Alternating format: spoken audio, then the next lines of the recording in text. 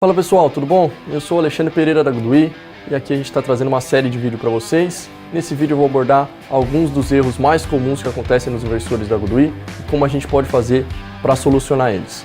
Então pessoal, se você não é inscrito no canal, já se inscreve aí, já dá um like nesse vídeo, já aperta o sininho para receber notificação dos próximos vídeos e confere também os outros vídeos que a gente tem no canal, com outros erros e outros vídeos apresentando os produtos e fazendo ali passo a passo de configuração dos inversores Goodwe. Então vamos ao vídeo.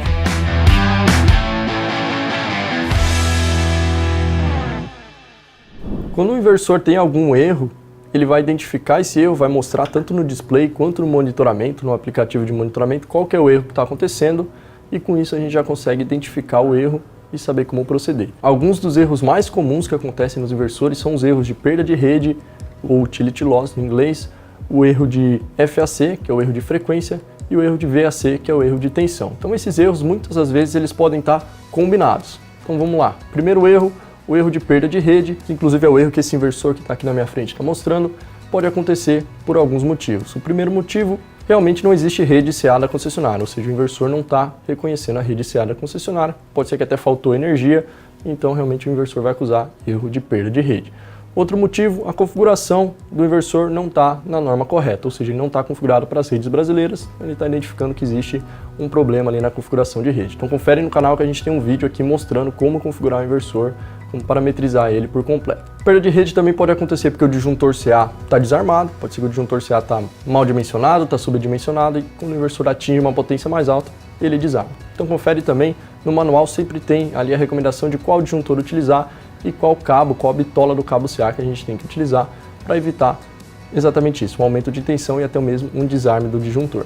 E também pode acontecer erro de perda de rede quando os cabos CA conectados nos bornes CA do inversor estão soltos. Então a gente tem que usar terminal na ponta do cabo CA, esse terminal vem dentro da caixa de acessórios do inversor para garantir que o aperto seja dado da forma correta. Então o terminal vem dentro da caixa de acessórios do inversor e é importante a gente sempre usar na ponta do cabo CA que a gente vai conectar no borne do inversor. Aqui eu já tenho os cabos CA com o terminal aplicado, então para fazer o encaixe no borne CA do inversor é bastante simples.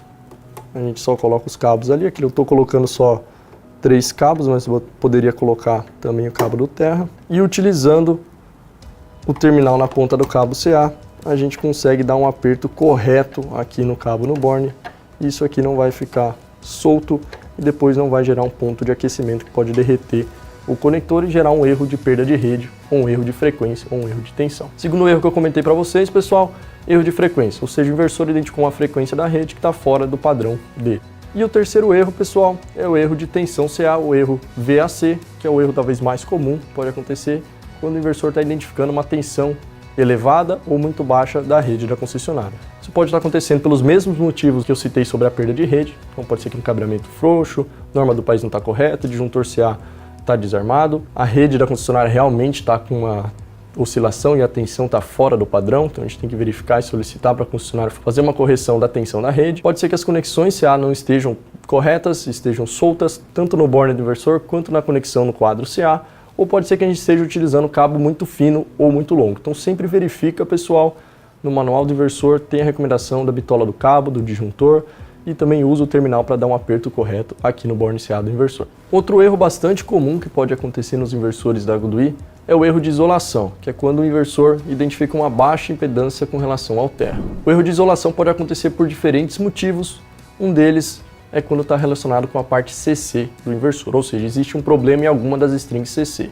Então para identificar qual string está com problema, um teste simples que a gente pode fazer é testar cada string individualmente no inversor. Então a gente liga uma string no inversor, start o inversor, vê se ele inicia normalmente. Se ele se ligar, significa que essa string a princípio não tem erro de isolação.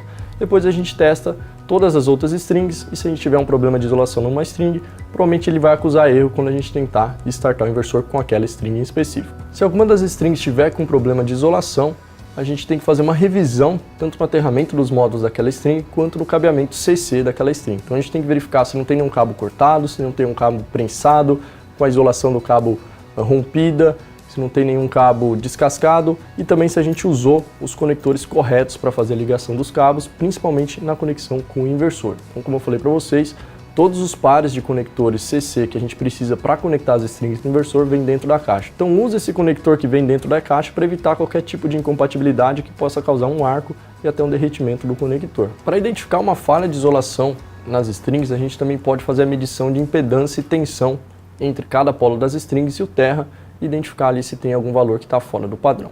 Se tiver, a gente tem que identificar onde que está esse problema de isolação e fazer a correção. Um problema de isolação nas strings, pessoal, pode vir até a danificar o inversor. O último erro que eu vou abordar nesse vídeo, pessoal, é o erro de aterramento. Assim como o erro de isolação ele pode acontecer momentaneamente durante dias chuvosos ou bastante úmidos, principalmente pela manhã, então o inversor pode detectar ali que o aterramento não está dentro do padrão, porque o solo está úmido e a gente não tem uma resistência de aterramento de acordo. Se esse for o caso, pessoal, com o passar do dia, o solo vai secar, o aterramento vai ficar de acordo, o inversor vai partir sem problema nenhum. Mas é sempre importante, se a gente vê um erro de aterramento no inversor, a gente verificar todo o aterramento CA, como aterramento CC, se o cabo do neutro e terra estão bem firmes no inversor e se a gente conectou o cabeamento de aterramento na carcaça do inversor.